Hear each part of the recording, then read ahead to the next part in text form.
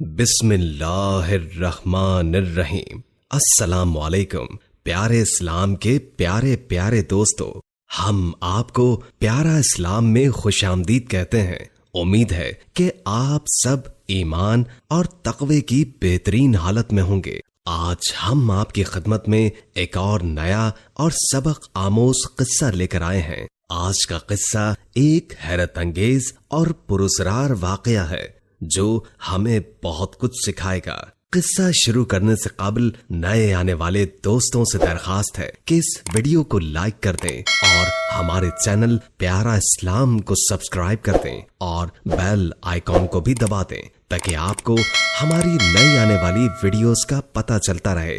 और दुरूद पाक से होने वाली महफिल का हिस्सा बनने के लिए नीचे कमेंट में अपना नाम तहरीर कर दें। हम अपनी जिंदगी में ऐसे बहुत से वाकयात देखते और सुनते हैं जिनसे अक्ल इनकारी होती है। एक शख्स कहता है कि मेरे साथ भी ऐसा ही वाकया हुआ था। एक छोटी सी गलती ने मेरी तकदीर बदल दी। उसने कहा कि मैं अपने दोस्त की शादी में शिरकत करने के लिए एक गांव गया। वो गांव बहुत खूबसूरत था। ये एक पुरसुकून जगह थी। इस गांव में मेरी हैरत का मरकज एक मोची था। लेकिन आपको ये सुनकर हैरत होगी कि वो मोची अपने हाथ के हुनर की वजह से वहां मशहूर नहीं था, बल्कि उसकी शोहरत की वजह कुछ और थी। और इस मोची की इस पुरस्कार आदत की वजह से लोग उसके पास जाकर अपने जूते मरम्मत करवाते थे।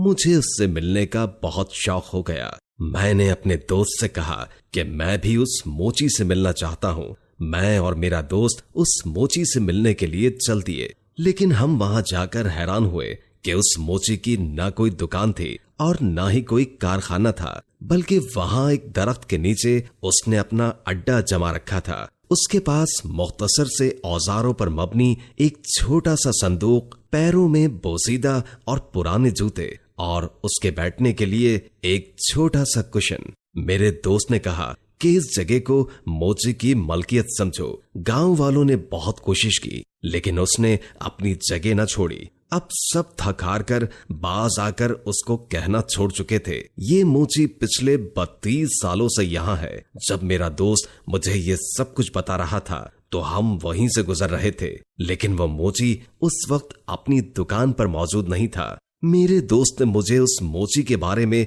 मजीद बताते हुए कहा कि ये मोची किसी भी शख्स का जूता अपने हाथ में लेकर उसके मुस्तकबिल के बारे में बता सकता है और उसे आने वाली परेशानी या मुश्किल से आगाह कर देता है ताकि वो शख्स आने वाली मुसीबत से कुछ हद तक बच सके। अब मेरा तजस्सुस मजीद बढ़ रहा था। हम यहाँ अपने दोस्त की वालिदा के जूते मरम्मत करवाने आए थे और उस मोची के इंतजार में हम वहीं उस दरख्त के तने के नीचे खड़े हो गए। उस दौरान मैंने अपने दोस्त से पूछा कि आखिर इस मोची के पास ये कैसा इल्म है। अगर वो मोची है तो उसके पास ये गहरा इल्म कैसे आया। मुझे जवाब मिला कि इस मोची ने आज से 35 साल पहले इस दरख्त की छांव से दारा उठाने के लिए यहाँ बैठना शुरू कर दिया और अपना काम यहीं शुरू कर दिया। लेकिन गांव में और भी बहुत से मोची थे, इस वजह से उसके पास काम कम आता और कभी कभी इस मोची के पास कोई जूता मरम्मत करवाने ना आता। एक दिन शाम वो खाली हाथ घर को लौटने लगा तो इसी असना में एक बूढ़ी औरत उसके पास आई। वो औरत बहुत गरीब थी और कपड़ों पर जगह जगह पैबंद थे और उसने अपने जूते हाथ में थाम रखे थे। उस औरत ने उस मोची को कहा कि क्या तुम मेरे जूते मरम्मत कर दोगे। उसने कहा क्यों नहीं। उस औरत ने कहा लेकिन बेटा मेरे पास तुम्हें देने को पैसे नहीं है। उस मोची ने कहा कि भला बेटे भी अपनी माओ से पैसे लेते हैं। उस मोची ने बहुत एहतराम से उस बूढ़ी औरत को सामने चादर पर बैठने का कहा और उस बुढ़िया के जूतों को अपने हाथ में लिया। उस बुढ़िया ने कहा लगता है मुझे आज इन जूतों का असल हकदार मिल गया है। बुढ़िया की इस बात पर वो चौंका कि क्या ऐसे बोसीदा जूते भी किसी की मलकियत हो सकते हैं, लेकिन वो बुढ़िया के एहतराम में खामोश रहा। उस बुढ़िया ने उस मोची को एक हकीकी अंगूठी दे दी और साथ साथ कुछ बड़बड़ाना शुरू कर दिया जैसे कुछ पढ़ रही हो और उस दरख्त के गिर्द एक दायरा खींचा और कहा कि बेटा आज से मेरा सारा इल्म तुम्हारा हुआ। तुम ये जूते हमेशा अपने काम के वक्त पहने रखना। और इस अंगूठी को भी। उस मोची को कुछ समझ न आई, लेकिन उसने इस बुढ़िया की बात पर अमल किया और काम के वक्त वो जूते पहने रखता।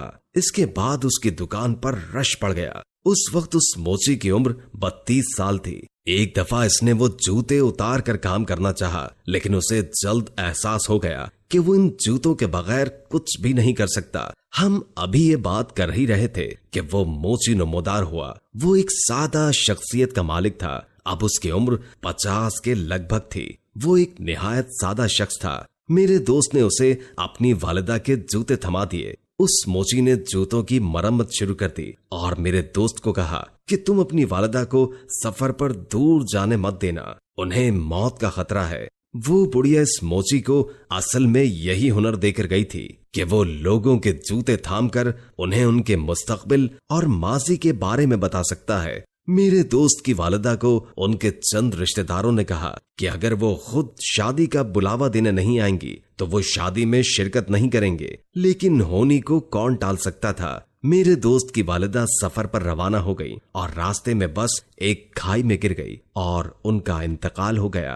उनका हंसता बसता घर सोग में तब्दील हो गया। मैं हैरान था कि कोई शख्स जूतों को देखकर कैसे किसी का मुस्तकबिल बता सकता है। कुछ दिन के बाद मेरे दोस्त की बहन की शादी सादगी से हो गई और मैंने अपने घर जाने का इरादा किया। मेरा दोस्त मुझे गांव की सैर करवा रहा था कि मेरा जूता अचानक टूट गया। हम उस मोची के पास वो जूता लेकर गए। उस मोची ने जूते की सिलाई करते करते मुस्कुराना शुरू कर दिया और कहा कि मुझे कुछ वक्त लगेगा, चाहो तो थोड़ा और इंतजार कर लो। उसने कहा कि तुम्हारा मुस्तकबिल बहुत रोशन है और बहुत जल्द तुम कामयाबी की बुलंदी को छू लोगे। मेरे यकीन में कुछ कमी थी, लेकिन हम वहां से आ गए। मेरे जाने का वक्त करीब आ रहा था। मैं अपने जूते लेने उस मोची के पास गया, लेकिन उस वक्त वहां कोई मौजूद न था। मैंने उसके शागिर्द से अपने जूते वापस मांगे तो उसने कहा कि उस्ताद खुद आकर जूता देंगे। मेरी ट्रेन का वक्त निकल रहा था। मैंने उसे कहा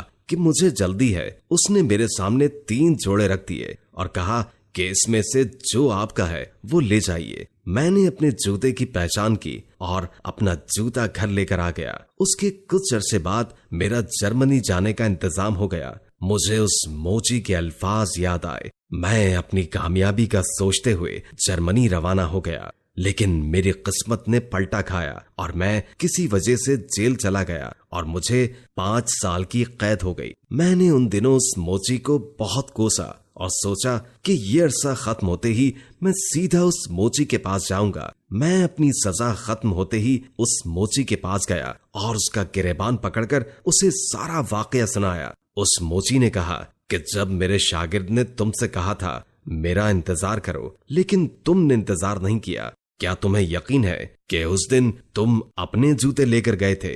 मैंने ये सुनकर उसका गिरेबान छोड़ दिया। मैंने सोचा कि उस दिन जूतों के 3 जोड़े थे और उन पर नाम नहीं लिखा था।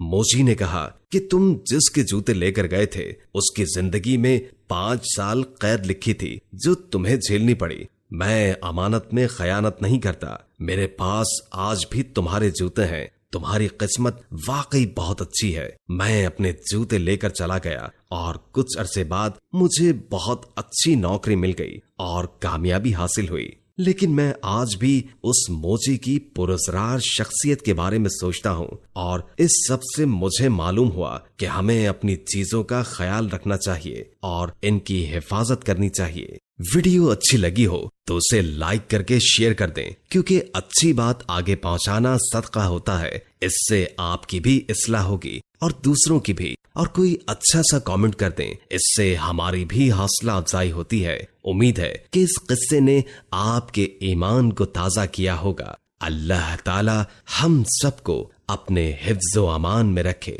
जज़ाकल्लाह।